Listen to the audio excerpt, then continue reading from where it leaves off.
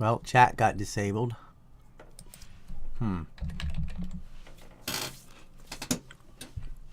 Somebody must have written something to get the chat disabled.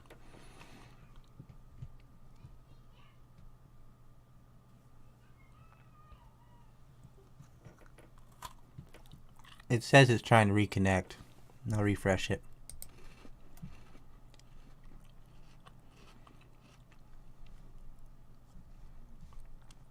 Alright, there you go. I didn't do nothing.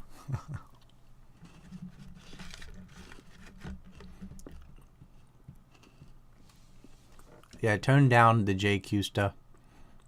That's how you get a showed.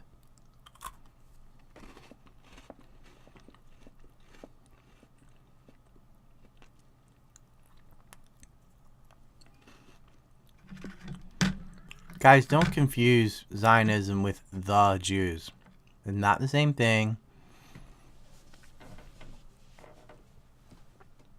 And that's another problem with the way Zionists cause anti-Semitism. Because they're racist themselves.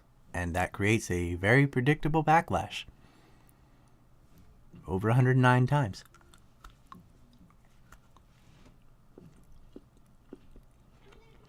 Yeah, I'm going to live stream the film.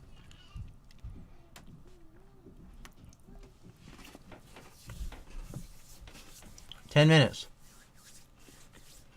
The hammer's gone.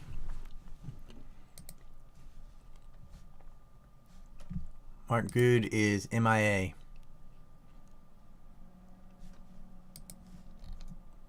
So chat is gone on YouTube, but still going on Streamlab. So whatever.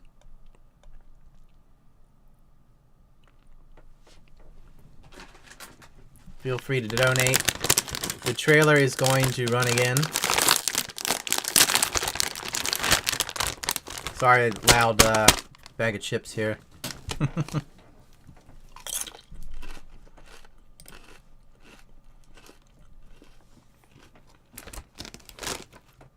Yeah, I gave my thoughts on the Mayweather fight. Like, what do you think was going to happen? You got a 21-year-old kid who's a weight class below having his very first pro boxing match ever versus Floyd Mayweather. I mean, that's a joke. If Floyd wanted to do something interesting, he should have come in and did an MMA match. That would have made hundreds of millions of dollars. Floyd boxing some kid who's not even his weight, who's never had a boxing match, is just silly. Kiranu, $2.02. How much Native American do you have? Been curious. What do you mean, do I have? You mean, am I? Majority? I got Croatoan, Tuscarora, and Powhatan.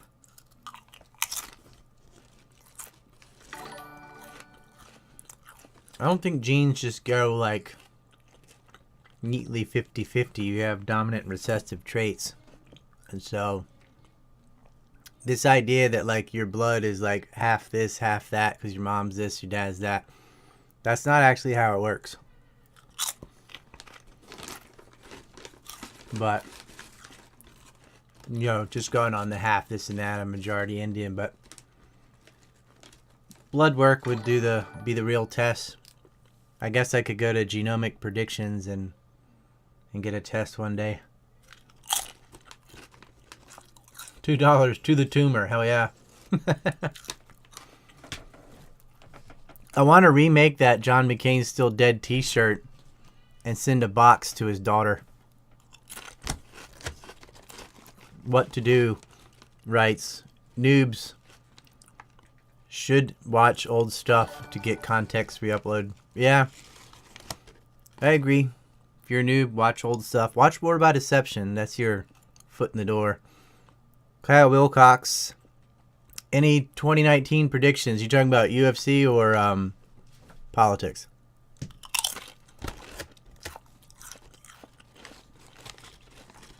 Black Fox writes, "Hey Rye, have you heard of The Finders?" I have not. My 2019 prediction politically is going to be U.S. getting out of Syria. More neocons are going to die.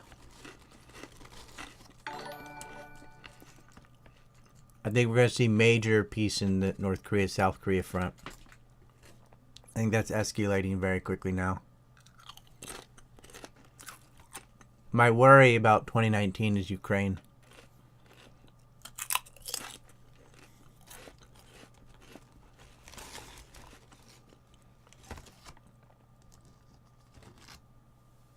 If you're on the YouTube page, make sure you kick in a like.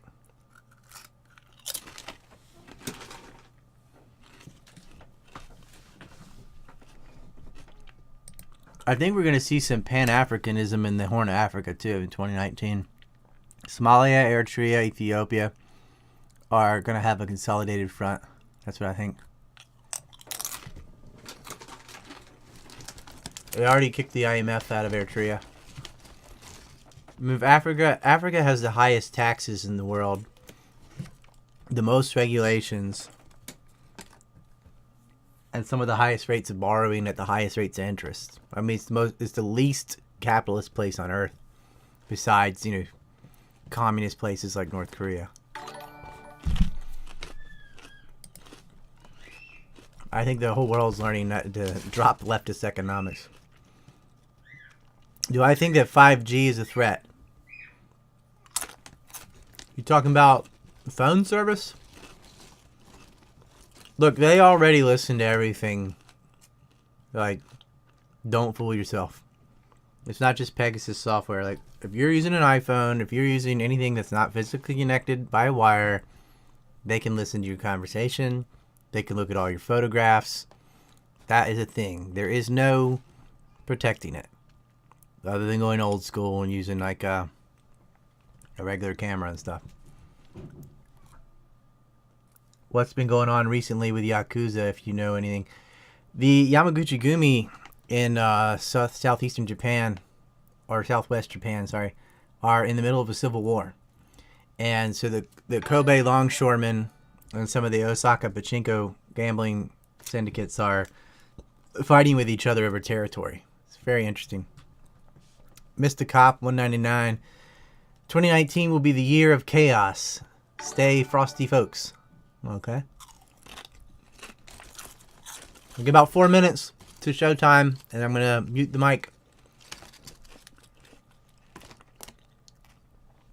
I would ask, if you want to sub, do that now. Trying to get to 45K. If you hit the little bell, the alarm, it may or may not work, but that's what they say.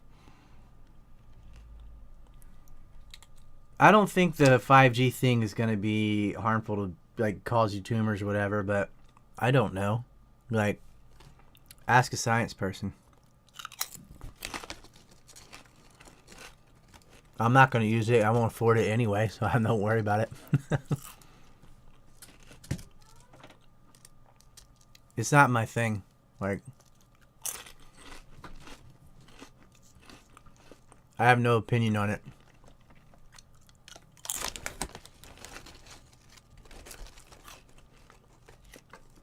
Normandi Frankia writes, I really admire the Japanese and Korean people. Yeah, they got a lot of things right. Certainly do. I just wish they'd get along with each other a little bit better. And the younger generation does, I suppose, but Japan occupied South Korea, well, all of Korea for 40 years, so there's a lot of bitter taste. But, well, they brought them a lot of things too, but they certainly got their shit together now.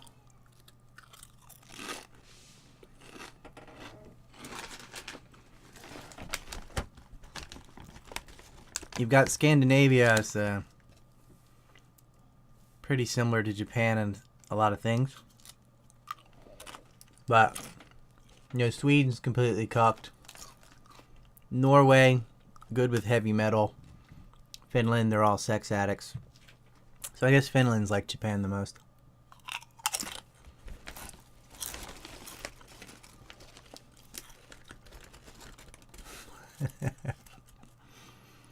China's got so many problems. Okay. 1 minute. do your final chats or whatever. I mean, I like getting money, but I'd prefer you not interrupt the film, so you can chat all you want, but let's not do super chats during the film. I guess we'll count down if you're on the West Coast. Right? I don't know how many seconds there is. I just see 59 on my clock.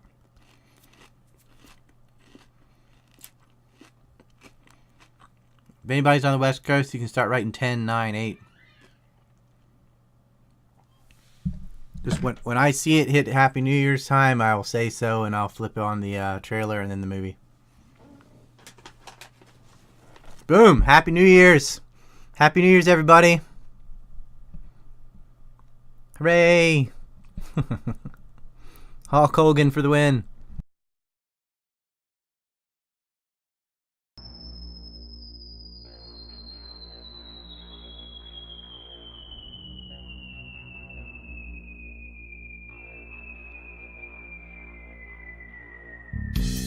A horrible 6-year conflict befell Syria with a multitude of factions fighting for territories backed by a score of foreign players. The script for the war, as with Iraq in 2003, originated with Zionist partisans with Israeli interests in mind. From Oded Yanan to the Israeli clean break papers, the Zionist regime made it very clear what their intentions were in Iraq and Syria. American mass media had a uniform message that Assad must go for years until the Trump administration took power. The world will not waver. Assad must go. We both agree that Assad needs to go. It is just further evidence that Assad has to go. He is no longer legitimate and that he needs to go. Assad is on his way out. We all need to be thinking about the day after Assad. President al-Assad has lost legitimacy, that he needs to step down. As I have said many times before, Assad has lost all legitimacy, and Assad must go. He has stated unequivocally that Assad has lost all legitimacy and cannot conceivably continue to govern. Assad has lost all legitimacy to govern. We've also been clear that Assad has lost all legitimacy to lead. What we've done is organize the international community, saying Assad has to go. And I'm confident that Assad will go. After cutting CIA funding and support for moderate rebels, which was always a cover of plausible deniability to fund jihadist al-Qaeda groups, which wasn't a first for the U.S.,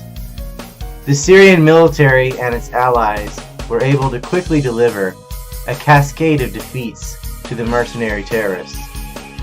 In Iraq, after the U.S. made it clear that they did not back Kurdish secession and would not give them air support, the Iraqi forces chased out the Peshmerga in a mere 36 hours.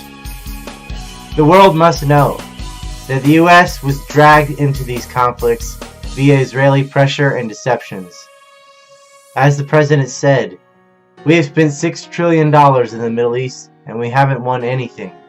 These are animals. You have to knock them out. You have to knock them off strong. You decide what to do after. You can't fight 2 wars at one time. If you listen to him and you listen to some of the folks that I've been listening to, that's why we've been in the Middle East for 15 years and we haven't won anything. We've spent $5 trillion in the Middle East because of thinking like that. We've spent and Lindsey Graham, who backs him, who had 0 on his polls. Let me just tell you something. We've spent.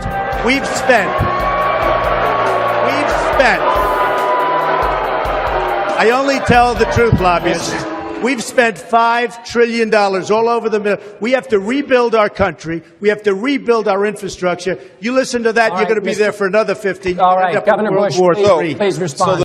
It was never in American strategic interest to be Israel's enforcement arm in the region. With Saudi Arabia falling apart internally and Israel's plans for Syria wilting before their eyes, can the U.S. finally shake off these parasites of foreign policy and take a new direction? Let Syria and ISIS fight. Why do we care? Let ISIS and Syria fight. And let Russia, they're in Syria already, let them fight ISIS. Look, I don't want ISIS. I don't want ISIS. ISIS is bad. They're evil.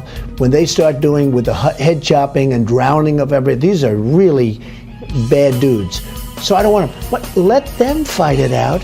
Let Russia take care of ISIS. How many places can we be? So essentially, we have to get rid of ISIS, very importantly. But I look at Assad, and Assad to me looks better than the other side. And you know, this has happened before. We back a certain side, and that side turns out to be a total catastrophe. Syria, Israel's invisible hand. Available New Year's for free. My gift to you. Please consider donating in the link below so we can make more future films on other topics.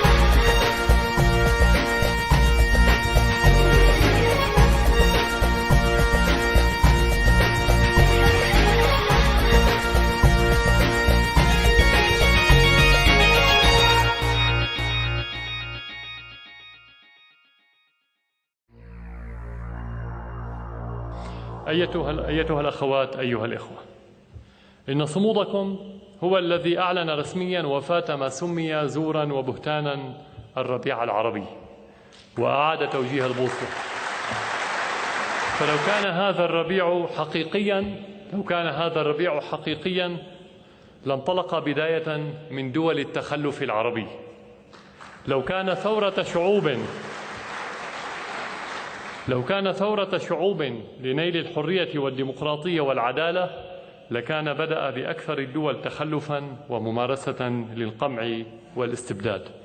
تلك الدول التي كانت وراء كل نكبة أصابت هذه الأمة، وراء كل حرب ضدها، وراء انحرافها الفكري والديني وانحدارها الأخلاقي. تلك الدول التي كان وجودها أهم إنجاز للغرب وأهم سبب لنجاحات إسرائيل وبقائها في منطقتنا، ولا أدل على ذلك من موقفهم الحالي من العدوان الإسرائيلي على غزة. فأين هي الحمية والشهامة التي أظهروها تجاه سوريا أو الشعب السوري كما ادعوا؟ لماذا لم يدعموا غزة بالمال والسلاح؟ أين هم مجاهدوهم؟ ولماذا لم يرسلوهم للدفاع عن أهلنا في فلسطين؟ لكي نعرف الجواب لا بد من أن نعرف أن ما يجري اليوم في غزة أيها السادة ليس حدثا منفصلا أو آنيا. فمنذ احتلال فلسطين وصولا إلى غزو العراق وتقسيم السودان ووصولا إلى محاولات تقسيم العراق التي تحصل اليوم هو عبارة عن سلسلة متكاملة مخططها إسرائيل والغرب. هذا من البديهيات بالنسبة لنا، لكن منفذها كان دائما هو دول القمع والاستبداد والتخلف في عالمنا العربي.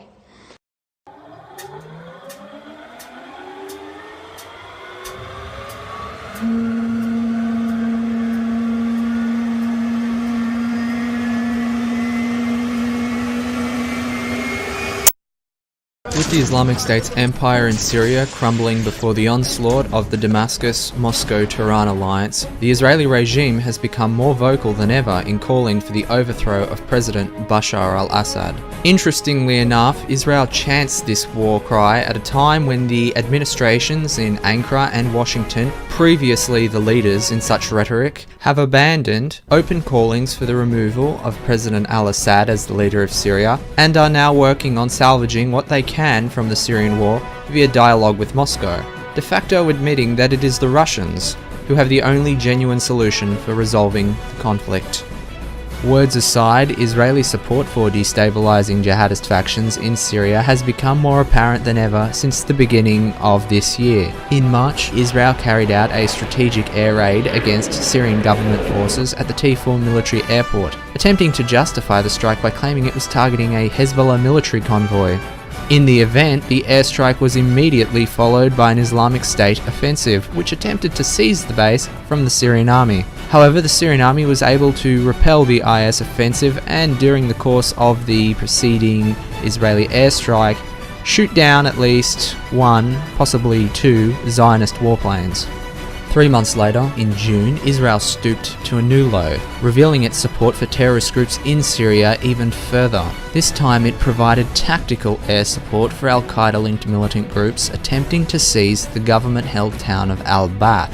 To be clear, this was not a one-off airstrike that happened to be followed by a jihadist offensive. Rather, these were multiple airstrikes against the Syrian army over many days during the course of the jihadist offensive. The situation was made even more difficult for the Syrian army because it could not call on air power to hold back the jihadist assault. In the end, the Syrian army carried out an emergency gunline action by mustering every artillery piece and rocket launcher within about 30 kilometers of the city to lay down a wall of barrage fire onto the jihadist attackers, and then, after launching several counterattacks, managed to reverse all terrorist gains. In any case, Israeli airstrikes claimed 3 Syrian army tanks, several artillery pieces, and half a dozen machine gun positions.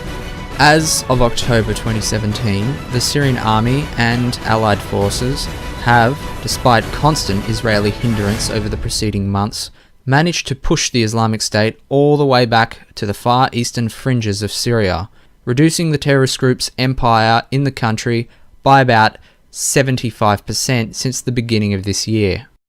However, the question arises, why is the Israeli regime so hostile to the maintenance of Syria under President Bashar al-Assad? And why has this hostility turned Israel over the last year from supporting terrorist groups covertly, that is, with the asset of plausible deniability at its side, to openly, militarily supporting them, as we have seen in March and June?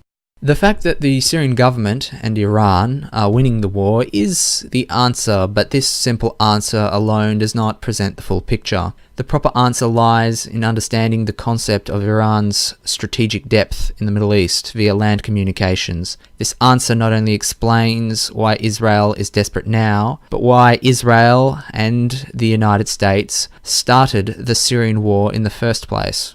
Prior to the Syrian war, Iran enjoyed what could be called contiguous strategic depth throughout the Middle East. Massive international highways running from Tehran to Baghdad to Damascus and to Beirut allowed Iran to transport economic goods and military assistance all the way to the Mediterranean coast and every Levantine country in between. This by no means gave Iran regional hegemony, but it did ensure that the country remained an influential power in the Middle East. Insofar as Tehran remains connected to Iraq, Syria and Lebanon via highways, Israel, who has sought Middle Eastern hegemony since the 1980s, can never hope to seize total control of the region. Israel's plan to establish itself as the sole hegemony in the Middle East can officially be traced back to the 1980s. In 1982, an Israeli foreign policy elite named Oded Yinon wrote an essay titled A Strategy for Israel in the 1980s. The essay proposal was submitted to and accepted by the journal of an influential Israeli strategic policy institute called Kivanim, which is Hebrew for directions. In his essay, Yinon suggested that the dissolution of Syria and Iraq later on into ethnically or religiously unique areas, such as in Lebanon, which in 1982 was divided into 5 sectarian and ethnically based provinces, is Israel's primary target on the Eastern Front, a reference to the Arab nations east of Israel, in the long run, and that the dissolution of the military power of those states, Iraq and Syria, serves as the primary short-term target. According to Yinon, this state of affairs, the dissolution of Iraq and Syria, will be the guarantee for peace and security in the area in the long run. Of course, this has proven to be anything but the case. Yinon's focus on dissolving the armies of Iraq and Syria as a priority objective to be accomplished in the short term revolved around his understanding that the Syrian army today is mostly Sunni with an Alawi officer corps, the Iraqi army Shiite with Sunni commanders. This has great significance in the long run, and that is why it will not be possible for the ruling leaderships of these countries to retain the loyalty of the army for a long time, except where it comes to the only common denominator, the hostility towards Israel. Thus, according to Yinon, provoking the dissolution of the target country's armies along sectarian lines is seen as a necessary precursor to destroying unified, armed opposition to the Zionist state, and as a core compounding factor in the sectarian balkanization of the countries themselves. Going into detail, Yinon argued that Syria should be balkanized in a way so that there will be a Shiite Alawi state along its coast, a Sunni state in the Aleppo area, another Sunni state in Damascus, hostile to its northern Sunni neighbour, and the Druze who will set up a state, maybe even in our occupied Golan, and certainly in the Horan Plateau and in northern Jordan.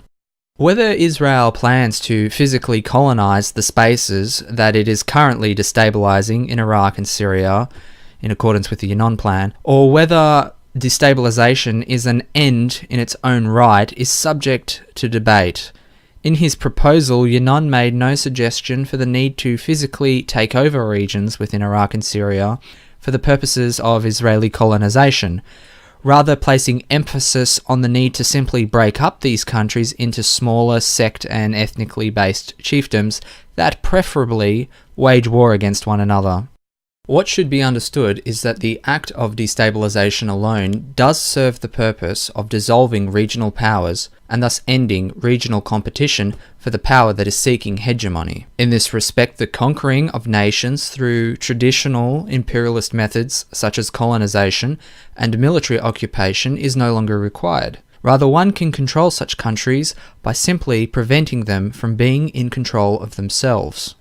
There are three main benefits to this specific practice. The first being that this is a covert approach to establishing hegemony, being far less blatant, and therefore attracting less attention in the eyes of international observers than methods revolving around direct subjugation. Secondly, it is financially cheaper and requires less military and human resources to accomplish and maintain regional hegemony through this approach. The third benefit is that this approach still allows for the economic exploitation of the target territories. By playing different chiefdom-like power structures against each other, the conqueror can then approach one of the different power structures and offer them an advantage over other localized power structures in exchange for economic concessions. A great example of this is Iraqi Kurdistan, where Israel receives 77% of its oil via trade with the Kurdistan regime in Erbil, who in turn receives political recognition from Israel in pursuing official territorial separation from Iraq. Before continuing on with cross-checking the protocols of the Yinon plan with events that have unfolded in Syria, this report will take a brief moment to assess another target country of the Yinon agenda, Iraq. Writing about Iraq, Yinon stated, Iraq, rich in oil on the one hand, and internally torn on the other, is guaranteed as a candidate for Israel's targets. Its dissolution is even more important for us than that of Syria. Iraq is stronger than Syria. In the short run, it is Iraqi power which constitutes the greatest threat to Israel. An Iraqi-Iranian war will tear apart and cause its downfall at home even before it is able to organize a struggle on a wide front against us. Every kind of inter-Arab confrontation will assist us in the short run and will shorten the way to the more important aim of breaking up Iraq into denominations as in Syria and in Lebanon. In Iraq, a division into provinces along ethnic, religious lines, as in Syria during Ottoman times, is possible.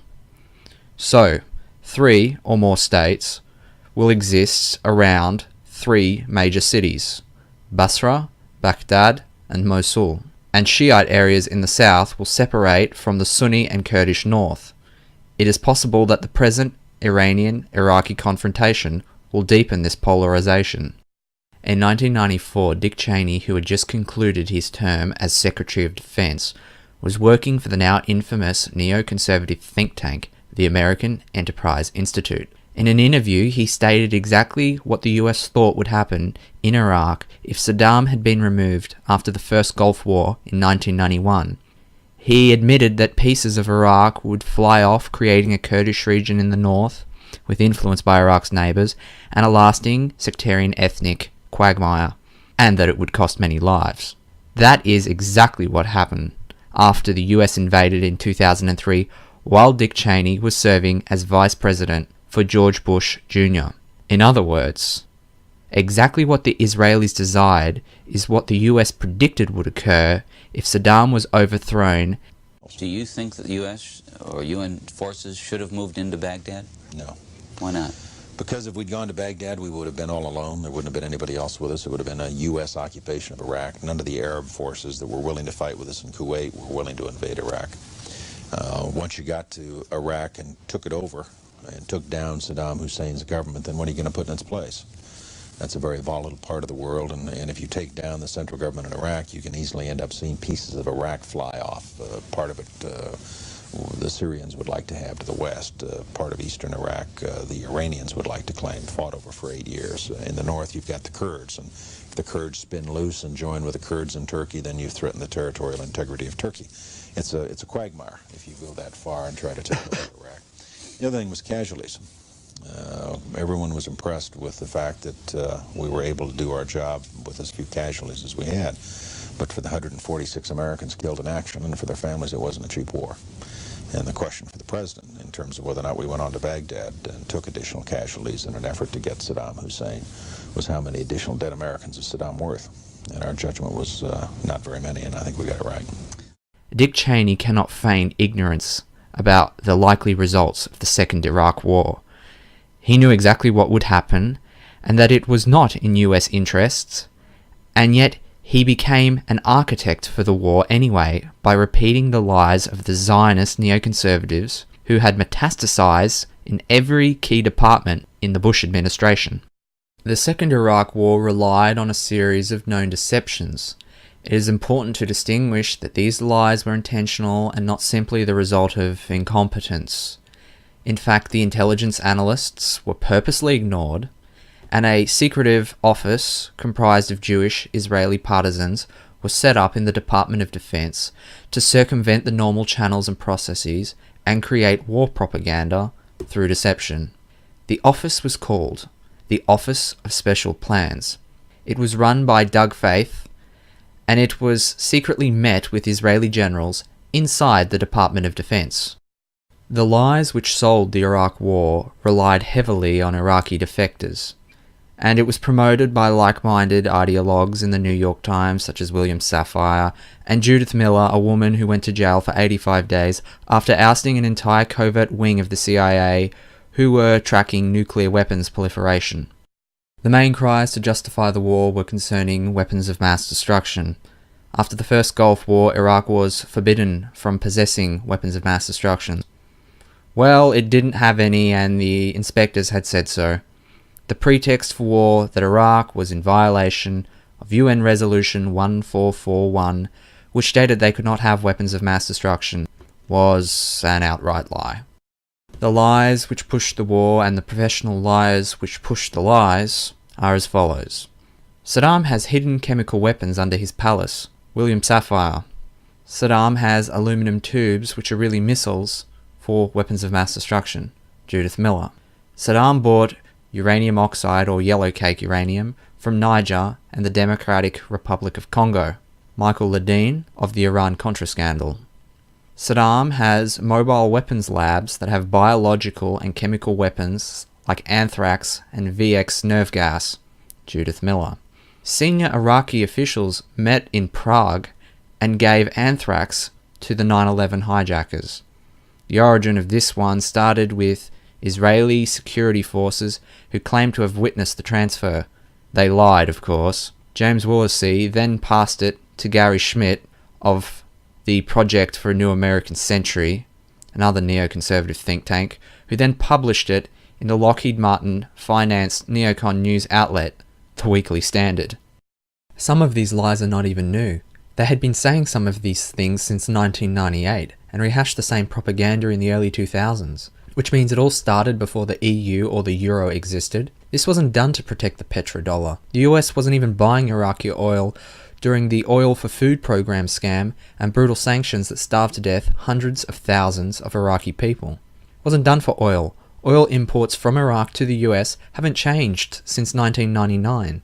This was a war done for Israel's regional ambitions. None of the pre-war lies start with energy companies. In fact, the energy companies were against it. Every single Iraq War lie originated from Zionist neocons and willing media participants. Judith Miller had been blaming everything on Iraq since the Oklahoma City bombing of 1995, and even alluded to a possible Iraqi connection to the 1993 World Trade Center bombing in an interview with Charlie Rose's radio show. Hence it comes as no surprise that she continued the witch hunt in 2002 and 2003. The Israelis wrote the script on Iraq and Syria. The Israelis benefited from the war in Iraq. It was Israel's plan to take out Iraq before Syria, and they openly wrote about it. The same neocons who created the Office of Special Plans and manufactured deceptions about Iraq wrote their own policy paper echoing Yinon, infamously called the Clean Break Papers. Richard Perle, nicknamed the Prince of Darkness, is the one who commissioned the policy paper, and he addressed it to the now current Prime Minister of Israel, his second time in such a role, Benjamin Netanyahu. This is an American Jew who worked in US defense circles within the Pentagon, issuing a policy paper for the head of a foreign state and only for the interests of that foreign state. In pointing out some of Perle's policy ideas, take the time to ask yourself if it sounds like Perle is writing about Syria and Iraq with any reference to US interests. Israel can shape its strategic environment in cooperation with Turkey and Jordan by weakening, containing, and even rolling back Syria. This effort can focus on removing Saddam Hussein from power in Iraq, an important Israeli strategic objective in its own right, as a means of foiling Syria's regional ambition, establishing the precedent that Syrian territory is not immune to attacks emanating from Lebanon by Israeli proxy forces. Most important, it is understandable that Israel has an interest in supporting diplomatically, militarily, and operationally Turkey and Jordan's actions against Syria, such as securing tribal alliances with Arab tribes that cross into Syrian territory and are hostile to the Syrian ruling elite. Of course, it goes without saying that along with Perle, other Iraq War architects such as David Wurmser and Douglas Faith were all signatories to the paper. As with most Israeli-driven wars in the Middle East, the conflict in Syria, though planned out by Israel decades in advance, has seen the Zionist polity keep its own financial and military resource expenditure to an absolute bare minimum by involving, as much as possible, allied partner nations, namely the United States. To this end, declassified Defense Intelligence Agency, DIA, and State Department documents show that as early as 2012, about 1 year into the Syrian war, US intelligence circles were fully aware of the sectarian nature of the conflict, fully aware of how America and allied nations were backing this sectarian insurgency, and fully aware of the intentions of the jihadist militias waging the conflict in Syria. In quoting from leaked DIA documents, keep in mind that AQI, or Al-Qaeda in Iraq, and ISI, the Islamic State of Iraq, are exactly the same jihadist polity as what we now know today as being ISIS, or the Islamic State. In clarifying the general situation in Syria as of August 2012, a 7-page DIA assessment noted that the course of the insurgency was taking a clear sectarian direction and that Salafist armed groups fighting under the banner of the Muslim Brotherhood and AQI, which is what we now know as the Islamic State, were the major forces driving the insurgency in Syria. The DIA identified that AQI, the Islamic State, supported the Syrian opposition from the beginning, both ideologically and through the media. In support of the Islamic State-led insurgency were Western countries, the Gulf states, and Turkey. The DIA document concluded that should the insurgency expand and gain more strategic initiative in the war against the Syrian government, then there existed the possibility of jihadist militias establishing a declared or undeclared Salafist principality, a Sunni Islamic State, in eastern Syria, and that this is exactly what the supporting powers to the opposition,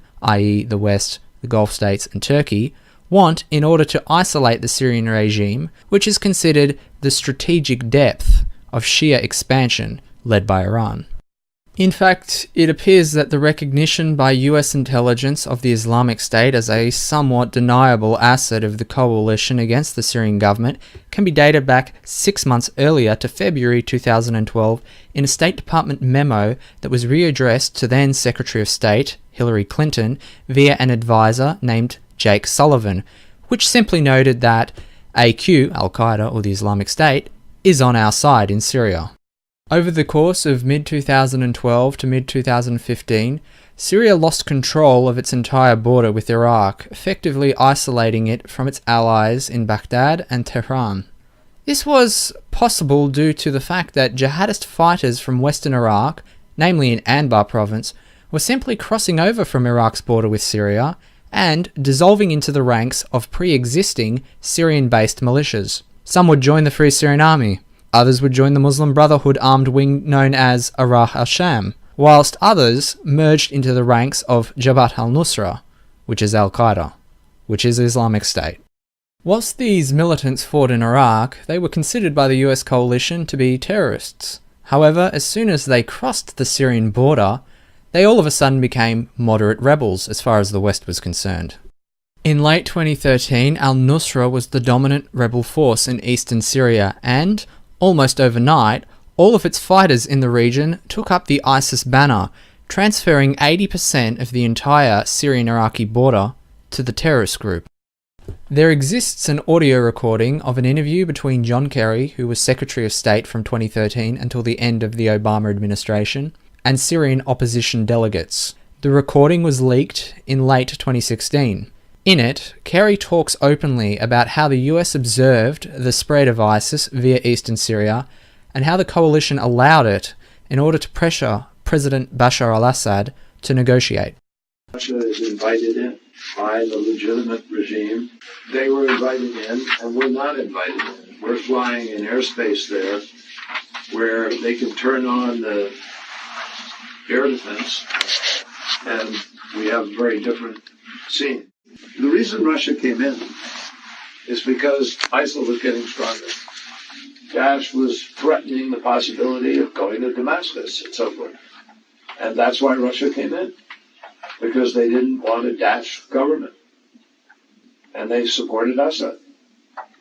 And we know that this was growing. We were watching it. We saw that Daesh was growing in strength. And we thought Assad was threatened. We thought, however, we could probably manage, that Assad might then negotiate. Instead of negotiating, you got Assad. Now you got Putin to support him. As of 2017, with the Syrian army pushing east, only a small section of the Syrian-Iraqi border has been reclaimed by the government. Non-government control of the Syrian-Iraqi border is now split between US-backed Free Syrian Army mercenaries, the Kurdish YPG, which is also US-backed, and ISIS. On the few occasions that Syrian government-led forces have attacked towards the Iraqi border in southwest Syria, the US coalition has responded by bombing them. The American excuse for doing this is the presence of a small coalition base near the Syrian-Iraqi border, called Al-Tanf, which it claims to be protecting from pro-government forces. Another area for Israeli focus beyond Syria's borders with Iraq is the Golan region. For decades now, Israel has occupied and heavily militarized the high end of the strategic Golan Plateau. In doing so, Israel has always guaranteed for itself the ability to see to a depth of many tens of kilometers its eastern border with Syria. However, in the grander calculations of Zionist foreign policy, even the Golan Heights are apparently not enough to secure Israel's future. When the Syrian war was initiated, the first areas the government forces were driven out of over the course of 2011 to 2013 were the Golan, Jordanian and Lebanese border regions. By this action, Syria was somewhat nearly double isolated by 2014, insofar as not only was it isolated from its allies Iran and Iraq, but almost from Hezbollah too, its primary ally in Lebanon. Over the course of 2015 to the current period, the Syrian army and allied militias, including Hezbollah, regained control over the entire Lebanese border. However, Syria's border with the Golan Heights and with Jordan in the Daraa region remain under the control of terrorist groups. With specific regards to the Golan region, how interesting it is to note that jihadist militias such as al-Nusra and the Islamic State control sections of territory directly opposite and connected to the Israeli border. The Israeli regime has never once complained about the presence of these Salafist jihadist groups on its border and has only ever clashed with these militias on extremely rare occasions. In fact, back in November 2016, a brief border clash erupted between ISIS and Israeli troops, and to this end, as Israeli ex-defense minister Moshe Yaalon admitted in 2017, ISIS resolved the dispute by apologizing to Israel. Ask yourself, when has the Islamic State ever apologized for its actions regarding anything? So now it is worth considering where the Damascus-Moscow-Tehran coalition stands in late 2017. Since the beginning of the year, the Syrian army and its allies, backed up by Russian air power, have regained the strategic initiative in the war. The great counter-offensive by the Syrian army began in mid-January in both East Aleppo and Homs provinces, and this has seen pro-government forces reach the middle Euphrates Valley region. However, shadowing this growing wave of success has been the US-backed Syrian Democratic Forces, a Kurdish-led coalition supported by American air power. The gradual retraction of the Islamic State's empire back towards western Iraq has seen both pro-government forces and the SCF gravitate towards the center-east of Syria in pursuit of energy resources and strategic boundaries.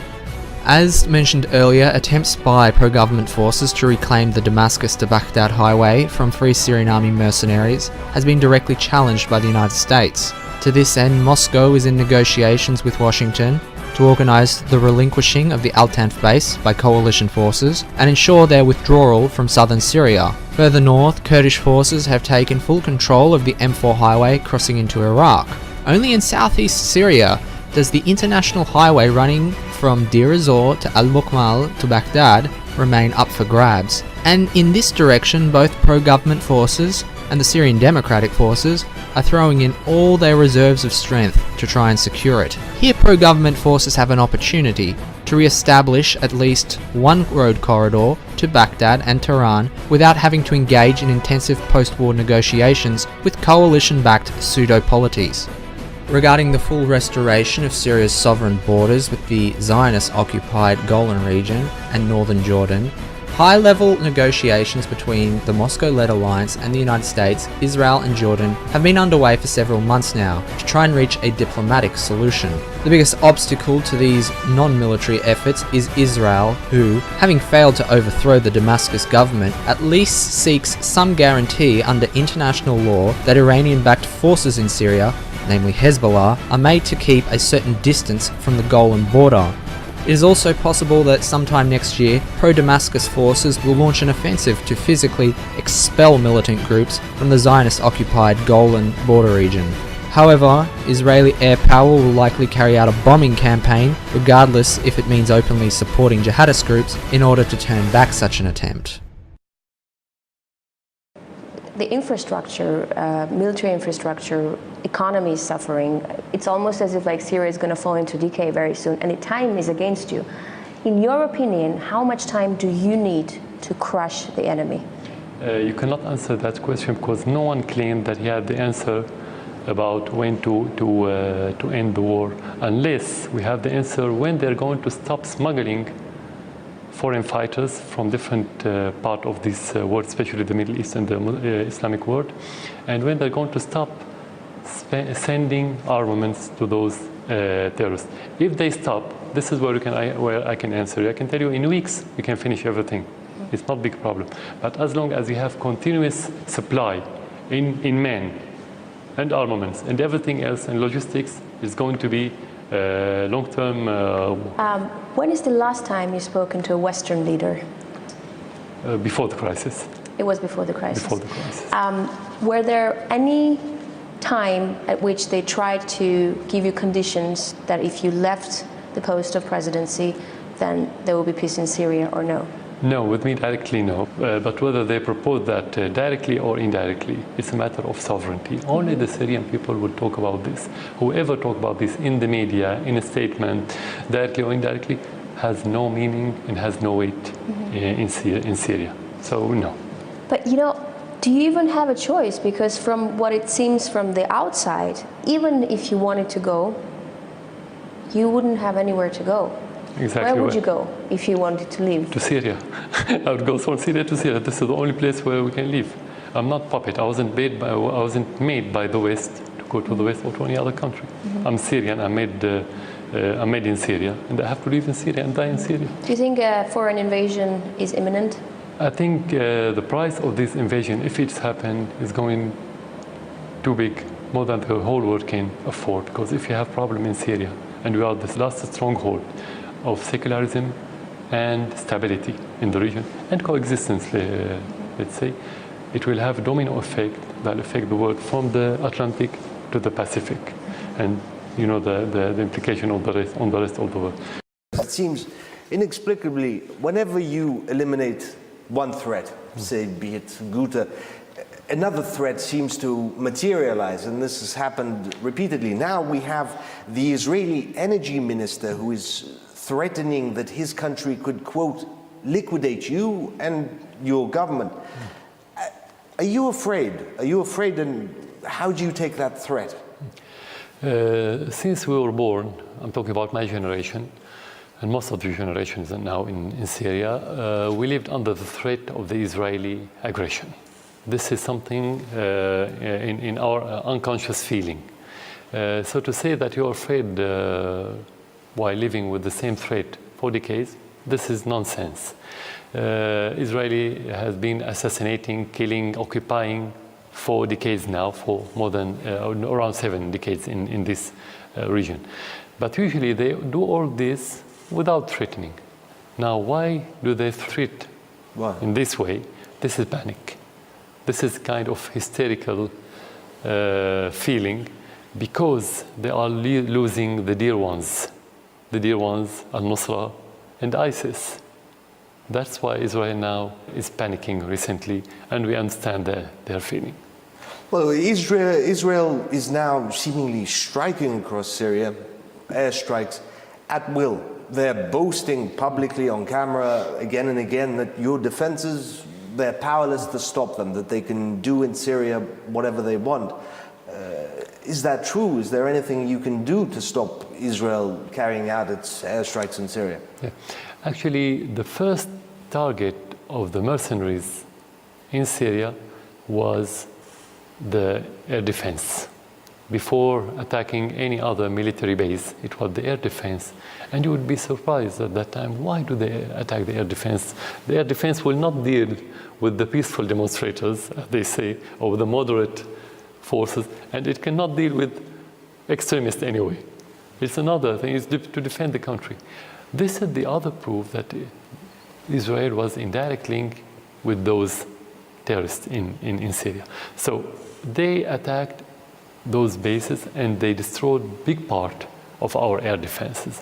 Now, in spite of that, our position, let's say our air defense is much stronger than before, thanks to the Russian support. And the recent attacks by the Israeli and by the American and British and French proved that we are in a better situation. Now, the only option, my answer to your question, is to improve our air defense. This is the only thing that we can do, and we are doing that.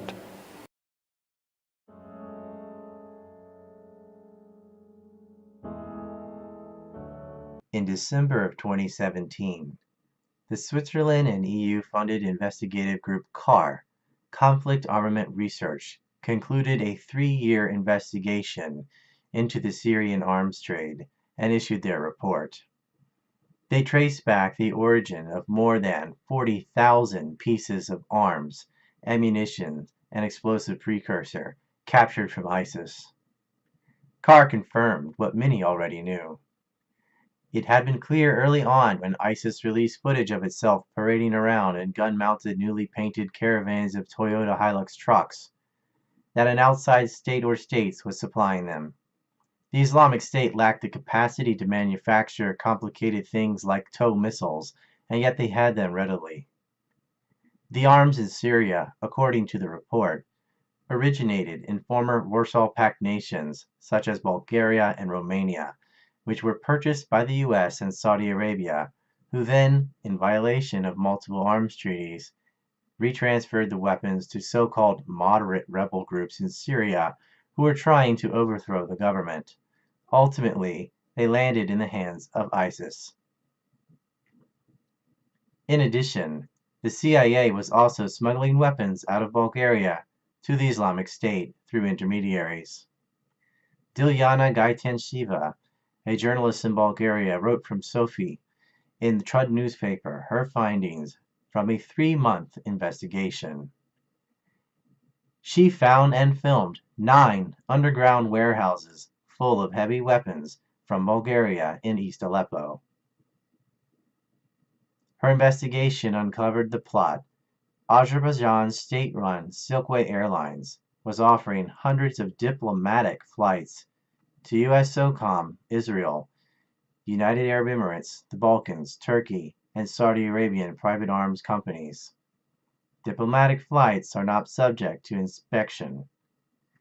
Transporting military weapons in civilian aircraft is also illegal under the IATA, International Air Transport Association. After her report, Dilyana was interrogated and fired.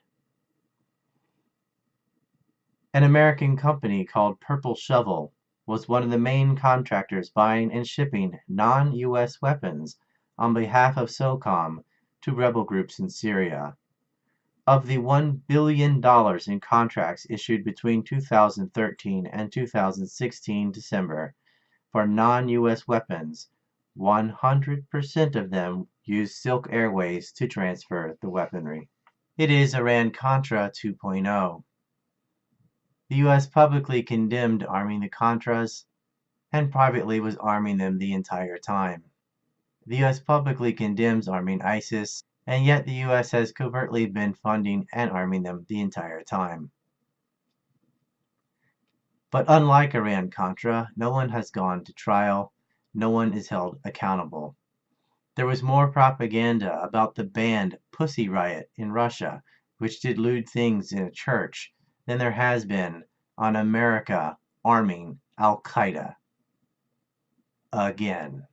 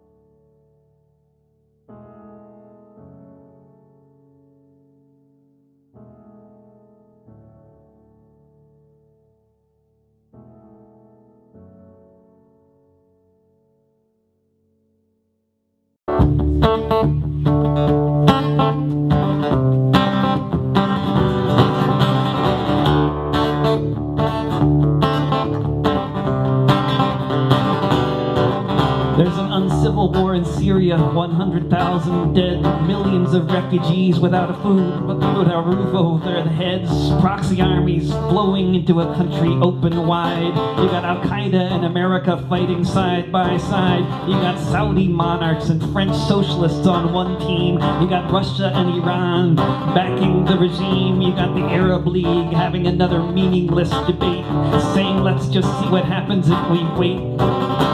Now it's time to do the thing the West does best. Time to step in the hornet's nest. We don't know who did it, but there's been a war crime, so we'll bomb an Arab country one more time.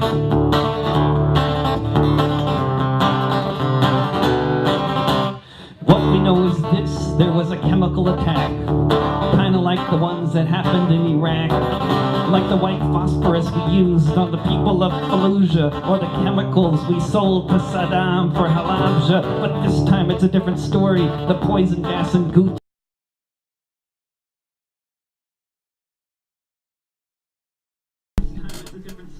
It's a sweet song. Israel did 9/11 JB since 999. Great work exposing those who destroyed this beautiful country and turned half of its population into refugees. Yeah, well, the refugees are returning. Actual refugees. We're not talking about economic migrants in Europe. We're talking about real families that were forced to flee, actual refugees, war refugees. We noticed that 1.5 million returned after Aleppo was retaken, and more came back when Daraa was retaken. They're already reopening schools there for the kids.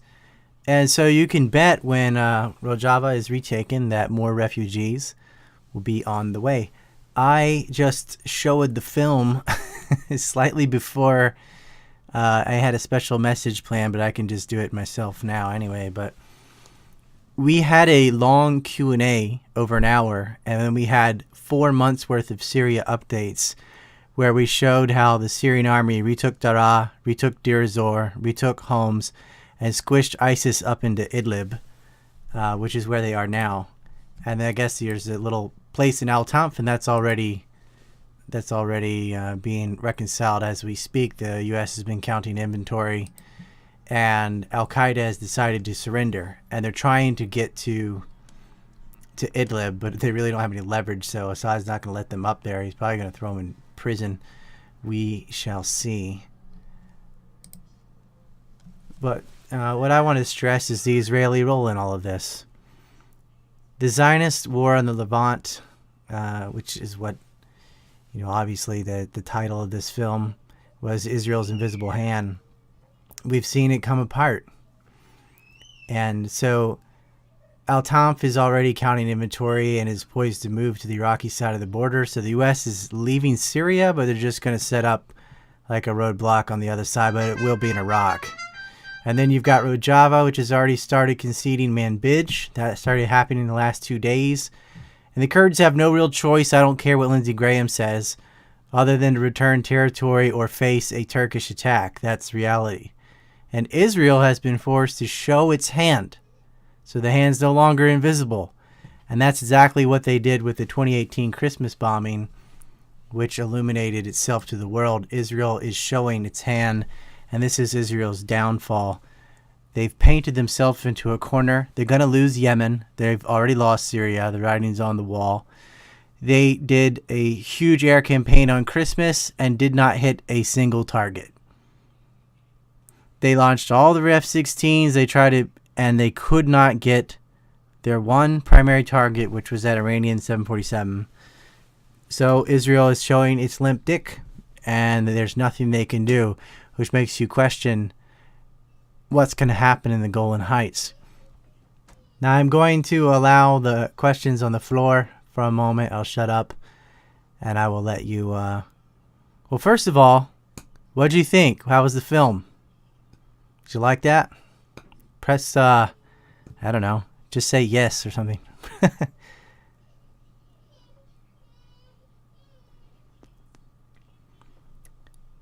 Well, I have a 9/11 question. Justro asks, what year did you figure out 9/11 completely? I don't know.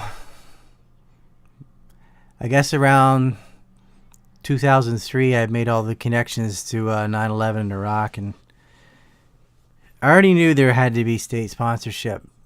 I already knew the mass media was lying. There wasn't like a clear aha moment for that. Just kept learning more and more.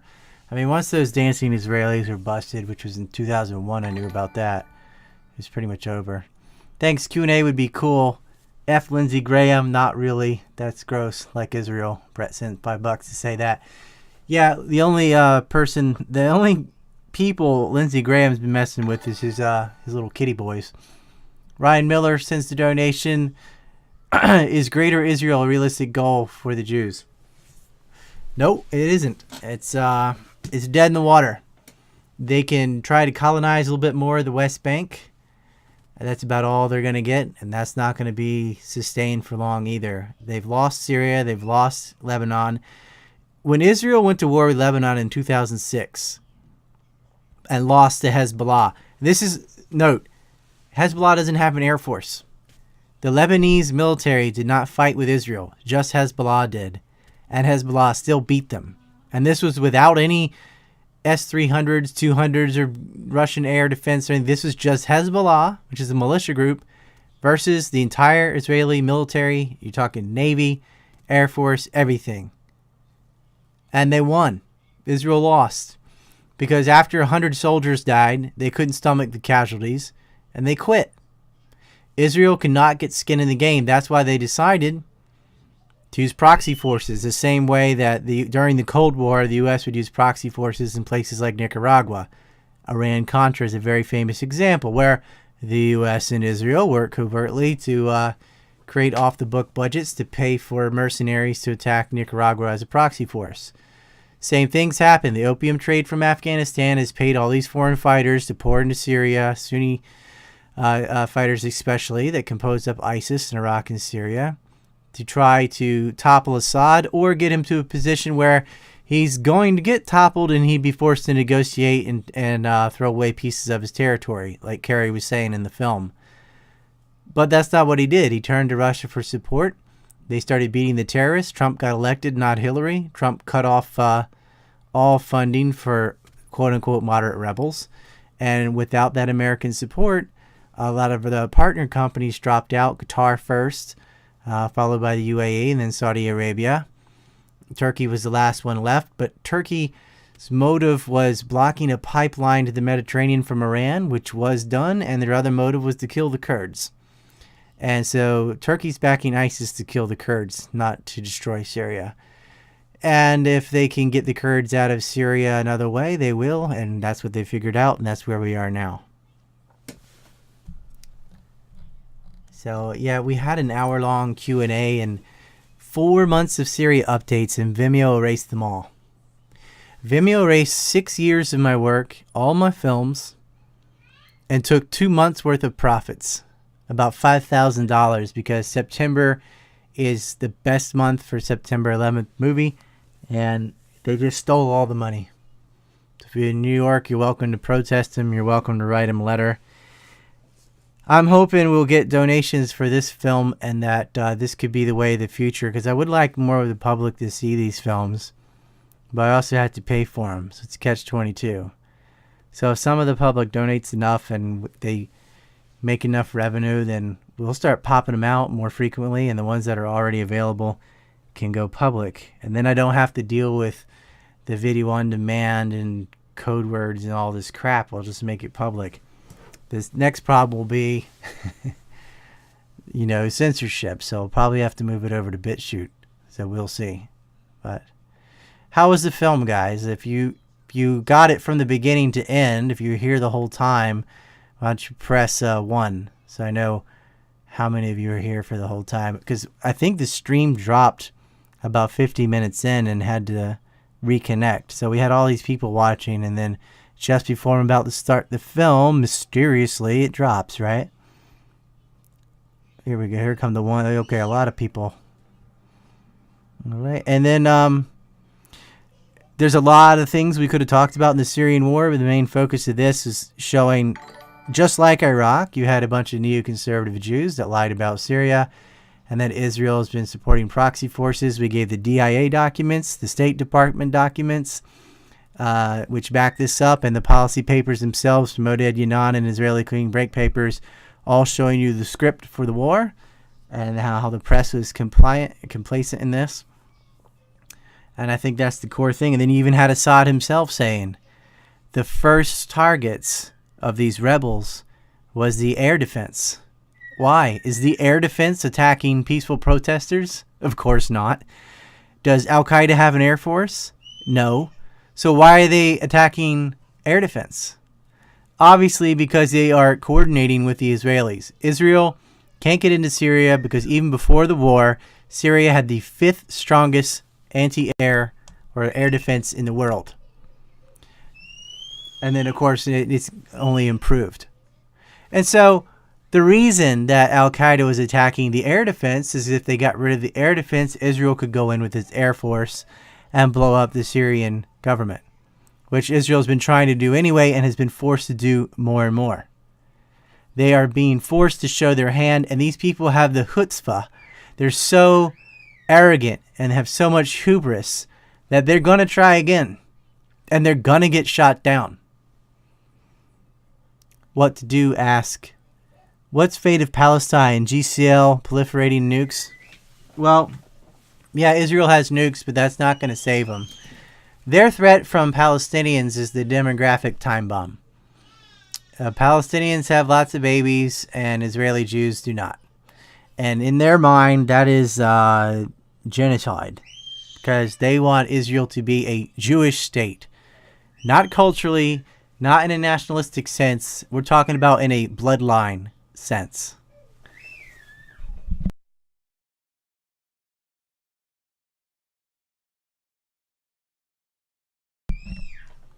I do like that the term GCL is becoming prominent. That stands for God's Chosen Lunatics. And that's exactly what they are. And that's why I got censored from Vimeo.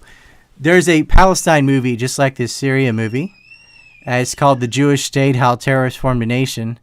And then we had the Palestinian updates with Robert and Lakesh. And Robert and I did updates for months and interviews, etc. And all of that, of course, was erased by Vimeo. But the reason Vimeo erased my account was because of that. They decided that criticism of Israel is anti-Semitism. And of course it's not. Israel is Israel. Jews are Jews. They're different things. But that's why they took it down. Took $5,000. Took down all the movies. We've got to get our own platform, guys. And that's my resolution for 2019, is to build one or help someone else build one or join one that someone built. But I want to get away from Patreon. I want to get away from YouTube even. I want to get away from all these Silicon Valley cesspools where we can control our own stuff. Now, ANC Report is halfway there. We have a website. We have ability to sell films, although it's kind of like slow and not as, doesn't have the aesthetics of some of the Silicon Valley stuff or whatever, but you can buy and sell films. We can host your stuff. You're not going to get showed. We have a forum. And generally, you know, we can do MP3s. We just can't do videos, but we can host MP3s and things like that. But when it comes to YouTube, we have to pull our punches, of course.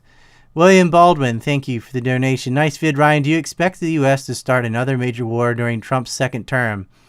You know, they're planning something they will never stop. Well, by they, I don't think that includes Trump. I think Trump, he wants peace in Korea. He wants peace in Syria. He's saying, how many places can we be? He's trying to draw back. But it only takes some sort of stunt, like the gassing, right, that caused the cruise missile attack. But I don't think it'll escalate above that, except for one problem. Ukraine. Ukraine is very dangerous. And this is where, especially with all the accusations of carrying water for Putin that Trump gets, he almost has to prove otherwise. And Ukraine and NATO they already are moving missiles in. Trump's left the treaties. Now the EU is leaving treaties. The EU is talking about building its own army. The counter to that is things like what's happening in France, right? National movements are popping up all over Europe. France in particular are fighting against this. So if the EU doesn't get its own army and France can't even control its own population, that actually prevents the Ukraine igniting a major war with Russia. So these yellow vests, we all owe them a huge thank you, whether they're doing it because they don't want to pay taxes or whatever their motive is. The result is they have effectively halted NATO and its ambitions for 2019 so far. And I'll just take that as a win, even though it's, kind of an indirect consequence of something else that's happening. So what? Take it as a win. All right, guys. Any other questions? Happy New Year's, everybody, by the way. Happy New Year. It is a Happy New Year. We got rail line connected in the Koreas. Trump pulling out of Syria. Trying to remove some troops from Afghanistan. I'd like to see more. It's not bad. We had the highway reopen in Yemen, right, from the port city. So more food is finally getting into Yemen. That's desperately been needed. The ceasefire has been holding so far. The U.S. and Saudi Arabia have had a wedge driven between them, and that's good. We just got to get these Zionist parasites out of our ear. And I will be going, if you guys want to meet and greet, March 22nd, Washington, D.C., at the Washington Press Club. I'll be there. Michael Dahr is going to be there. I believe Robert N. Lakesh is going to be there, and then Grant Smith and all those folks are going to be there. That is going to be the place to be. Thomas Rambo is going to be there. And often you see people like Ralph Nader there. Max Blumenthal is usually there. Roger Waters comes sometimes from Pink Floyd. Pogo D, Happy New Year's, Ryan. I'm tripping on mushrooms right now and enjoying life and good company. Here's to peace. Best to you and yours. Yours. I'm just trying to mess with your trippiness. Thank you.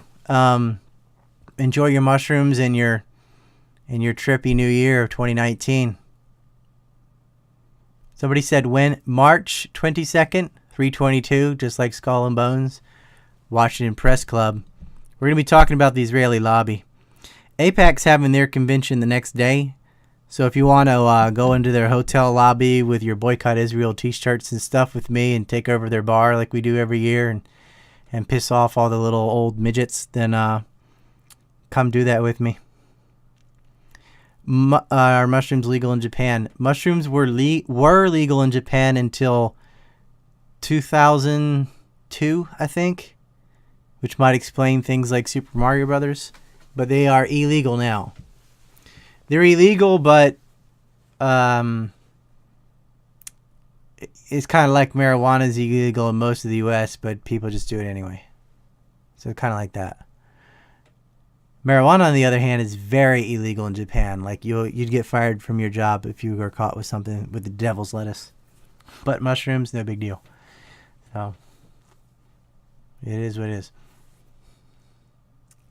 I don't recommend doing drugs.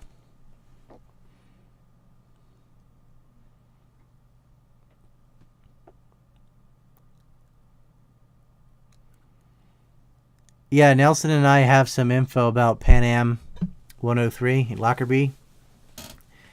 And we're building a case with Abu Nadal and the Muslim Brotherhood and this connection all the way through 9/11 onto the Syrian war. Wow, Matthew Littlejohn, huge donation. Can you talk about the relationship between Israel and Turkey, especially regarding Syria and how you think it will play out? Yeah, I did an interview. I don't remember if it was on with Sibel or if it was ANC Report, but it was with William Ingle from Global Research. And we talked about the reason Turkey and Israel were allied against Syria in the beginning. You had this $10 billion pipeline from Iran that was going to go to the Mediterranean through Syria. Had to go through Iraq too. The Islamic pipeline. And so what, right? So they can trade oil and gas. Well, that breaks the monopoly that Turkey has. Turkey gets that non-OPEC oil and gas from the Caspian Sea, from Azerbaijan in Baku, and ships it down the Mediterranean to Israel. That's for Israel's own oil and gas, and they also take the surplus gas and oil And Israel passes that right on through its own pipeline to the Red Sea, where that oil can then move to China and India. Why not just go east from the Caspian? Because there are no lines, because there are mountains, and because there are problems.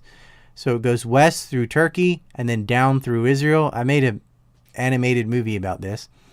So you see that Israel enjoyed itself as the middleman for Turkish oil and gas. And then Turkey enjoyed itself as a middleman from the Caspian oil and gas. And so with Syria and Iran making their own line, it bypassed all that. That's for the oil going to Europe. And then, of course, that same oil could just go through the Suez rather than Israel and go to China.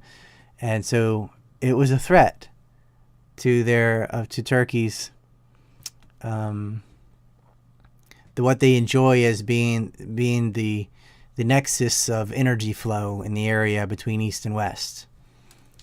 And war with Syria, of course, canceled any dreams of this pipeline being built. That was Turkey's ambition. Israel, on the other hand, that was like a tertiary reason. Israel has been wanting war with Syria since the Iraq War. I mean, that was always the plan. They literally wrote it out. They said first we have to take out Saddam, and then it's on to Damascus.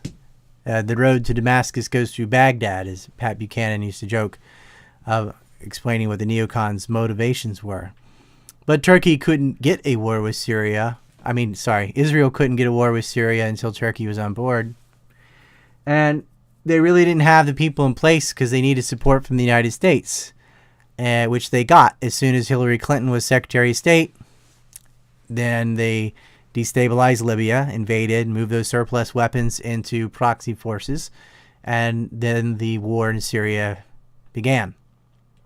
And then Kerry was no different. So under the trifecta of Hillary, Kerry, and Obama, the U.S. was on board to ally with Al-Qaeda, being the ground forces of Israel's Air Force. And then Turkey supplied them with weapons, money, logistics, and protection on the north, Israel in the west, and the United States set up their little base in Al-Tanf, allegedly for the FSA, but everybody knows it's Al-Qaeda. And then you can see in the film you just watched, if you saw it, when ISIS is defeated, where do they retreat? Right? All along the Euphrates River, like in a thin layer around that river, because they're going under the protection of the U.S.-backed Kurds. And then the other spot is where? The southwest corner next to Israel. ISIS, the last place that they lost was Daraa, right? This is where this whole thing starts. And they're coordinating attacks with the Israelis. The Israeli Air Force will go in. Al-Qaeda goes in as a ground force. Now they're all smushed up in Idlib on the border with Turkey. Right? This is their this is logistic supply. This isn't an organic rebellion in the cities or something. These are foreign-backed mercenaries, privateers, and everybody knows this. Turkey wants to get rid of Kurds. They already ethnically cleansed Kurds in Turkey.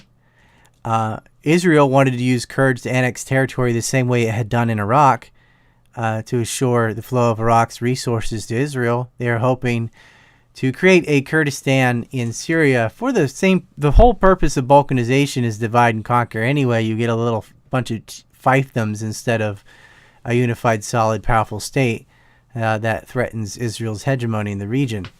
They don't have that when they're all divided. Kurds, being ethno-nationalists, jumped on at the chance to take a piece of Syria the way they had Iraq. The problem is, once Trump was in office, the U.S. air support stopped for the Iraqi Kurds, and the Peshmerga got murked.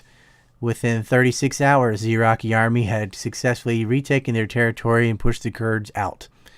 So then you had all these Kurds in Syria who were stuck with their dick in the wind because they don't have a pipeline or a highway to the east. They never reach the coast, so they don't have a port city. They have a landlocked, mostly desert, useless territory with their most hostile northern borders, all Turkey, who can't stand them. And then below that is Syria on the other side of the river.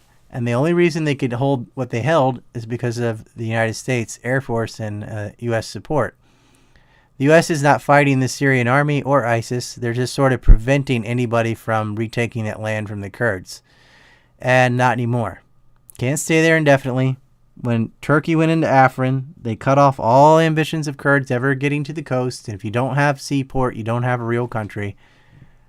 So their days are numbered. They're already going into Manbij right now. They've decided, well, better to see the territory back to Syria and thus be under Syrian anti-air defense sphere of influence and avoid being invaded by Turkey than it is to try and hold the territory. Syria keeps the grid turned off, and what happened in Afrin would happen in Manbij too, and they know it. And the Turks absolutely will invade as soon as the U.S. is out, unless the Kurds return the territory to Syria. And so that's what's happening. But Turkey and Israel, they've always had this energy relationship, but then culturally they hate each other. Turks hate the Israelis. They don't like what's happening to the Palestinians. They don't like Israelis killing fellow Muslims. And so their leadership has to mouth bad things about Israel. But judge a man by what he does, not by what he says. They've always supported them financially. They've always done business together. They've always kept the oil and gas flowing to Israel. That's what they actually do. What they say doesn't really matter, but people say, oh, there's this quote or that. Whatever. Obama said a lot of anti-war stuff, but he didn't do it. So it didn't matter. He was never anti-war, but his supporters were. And so a lot of Turks, they don't like the Israelis, but the Turkish government always does what it's told. So, but they draw the line on the Kurds. Kurds are a giant ethnic group in Turkey who are exclusionary. And a lot of this they bring upon themselves because they're doing a lot like what Zionist Jews do, trying to have an exclusive identity politics that push other people out and trying to take land and territory and government nepotism and ethnic nepotism for themselves. And that's always a failed philosophy. You either sibnap or nothing unless you are the strongest, because you can't be a minority or a large minority in a country with that kind of behavior. So they're going to lose again. And Turkey doesn't have to invade, though, if they cede the territory back to Syria. And then there's no reason. Turkey doesn't care if Syria takes the territory or not, just as long as the Kurds don't have it. So that's that. And Israel wants to keep them there. But Israel doesn't have the power to... Look, Turkey is much more useful to the United States as a NATO ally than the Kurds. And with what they're planning in Ukraine, they need Turkey. And so Turkey wins, and they're getting their way. It was right after meeting with Erdogan that Trump comes back and says, we're pulling out of Syria. Right? He's not doing this because he loves the Syrian people and he understands we've been helping Al-Qaeda. That's not why. He's doing it because it's what Turkey asked him to do. And Trump looks at the two and he thinks, well, what do the Kurds offer me? Nothing, basically. What's Turkey offer me? A lot. So guess which one he chose. I hope that answers that question. Anything else? I got to bounce. Been in this chair for a while. Hope you enjoyed the film. I'd like to release more of these publicly. You can get all the films, ancreport.com. And there's a tab on the top that says films. If you're using a phone, you can just write ancreport.com/films. And there's The Empire Unmasked, of course. There's the film you just watched on Syria called Syria, Israel's Invisible Hand. Zionist Covert War on the Levant. There's Decades of Deception, which is my favorite film that I've made. It's a timeline of covert warfare, particularly in the Middle East. There's Trump's Zionist Ball and Chain, which goes over the New York, New Jersey mafia, Zionist mafia with the Kushner family. There's The Jewish State, How Terrorists Formed a Nation. Shows you how Israel was birthed. And no, it does not start with 1948. It goes way back, and it's talking about terrorism all throughout the 30s. You've got the War Architects and Profiteers 3-hour lecture I gave in Sydney, Australia, about all of this, tying everything together from Afghanistan to Syria. There's the Neocolonialism in Africa. If you want to know, like, why so many African states are so poor. And no, it's not low IQ in Dindu. There's actual policy problems there. There's a whole bunch of interviews I did about JFK and RFK. These things are only like $1, 88 cents, I think. And there's Andrew's film, European Phenotypes, if you're into that Atlantic, Kurgan, Danubian, Neolithic race stuff. And we've got some interviews with David Cole and Veronica Clark, which were too sensitive for YouTube, that are on there. And there's all the woodsheds. There's like 88 woodsheds. I think it's a good number to end on. No, there's 87. The 88 is going to be on the ADL. So timely. So perfect. So, ancreport.com/films.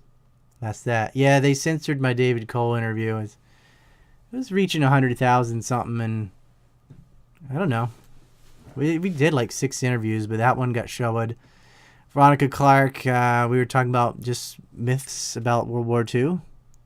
Not the Holocaust. We were talking about, like, did Hitler live? Or did Bush finance the Nazis? Was the Reichstag fire really a false flag? It was not. That kind of stuff. And that got opened.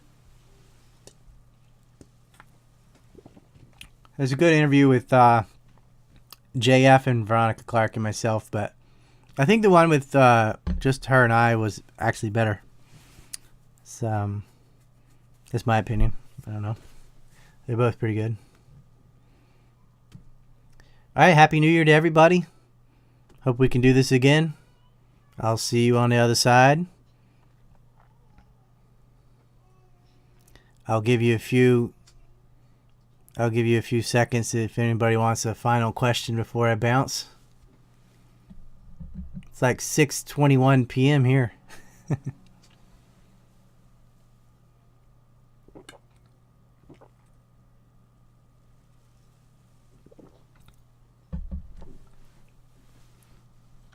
Africa did a lot of stuff. Somebody's writing. Ancient Egypt is African. The Phoenicians, Carthage is African. The Moors were mostly African. Like, it wasn't always the shithole that it became. Let's see. Does Max Blumenthal's 180 on Syrian regime change seem sketchy to you? His father orchestrated a Libya coup. I think Max used to be Assad must go, because Max is a leftist. But he's not a dumbass like most leftists. And so when presented with better evidence, he changed his mind. That's that. You can't blame him. Like, his father's a dick, so what? I mean, a lot of people are nothing like their fathers or mothers or whatever.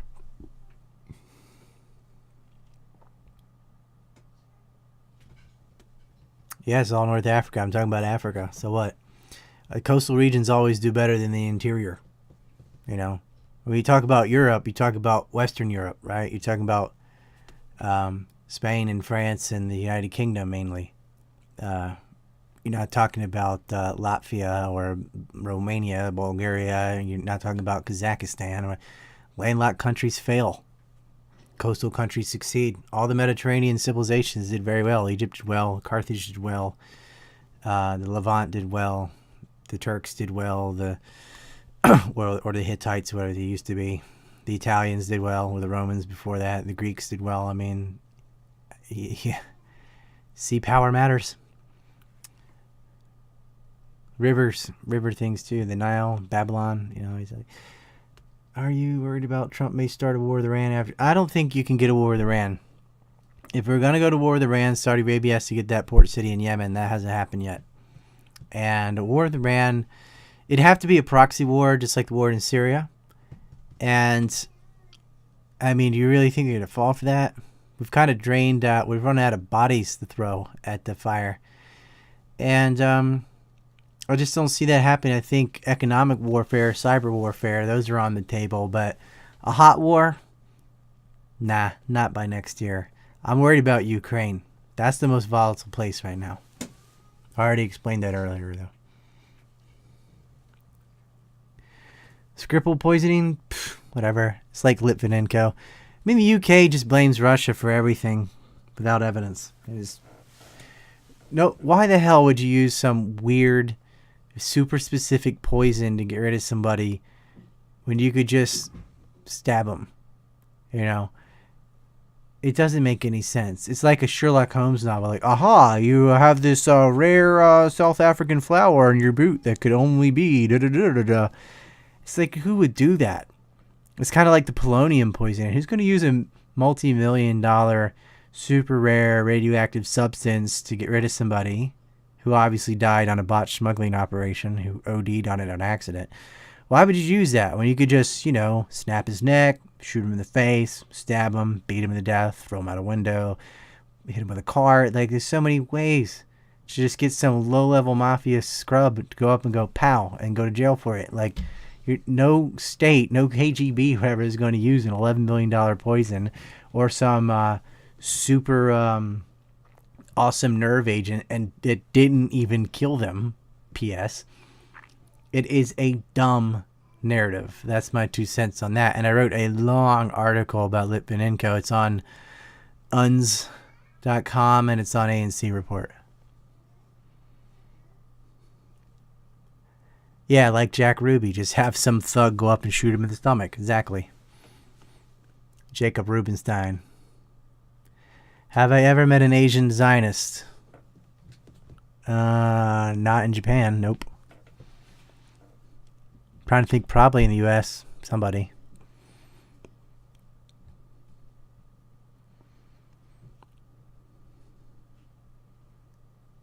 I have met some monks that asked me if you know my monk story. Told him I was an American journalist. He goes, "Are you Jewish?" I said no. He goes, "Oh, well, you know, the American media is run by the Jews." That was a funny day. I saw that guy 3 days ago. He was around the same spot, ringing a bell or something. I didn't talk to him, though. I was busy. And every time I talk to him, I get stuck talking to him forever. But I want to be there with a camera and film this dude for everybody. He's like this famous monk, and he doesn't even know it. He's real famous on YouTube from his stories.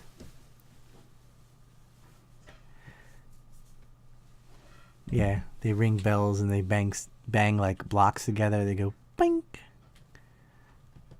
I got to show you some of the Japanese New Year's stuff. It's New Year's is like Christmas. It's the biggest holiday in Japan.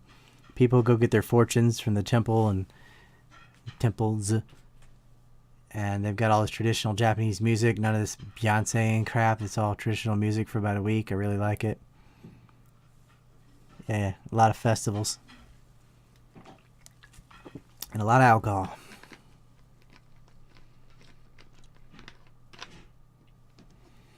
Have I ever considered running for office?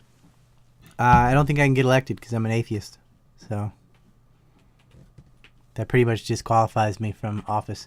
See, with all these SJWs talking about gender this and that and ethnic this and that, try being an atheist and running for office. I mean, you might as well be like, I worship Satan.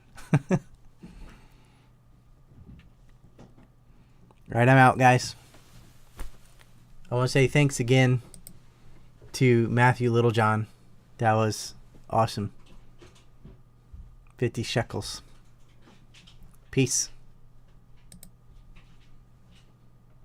Good night. Have a good year.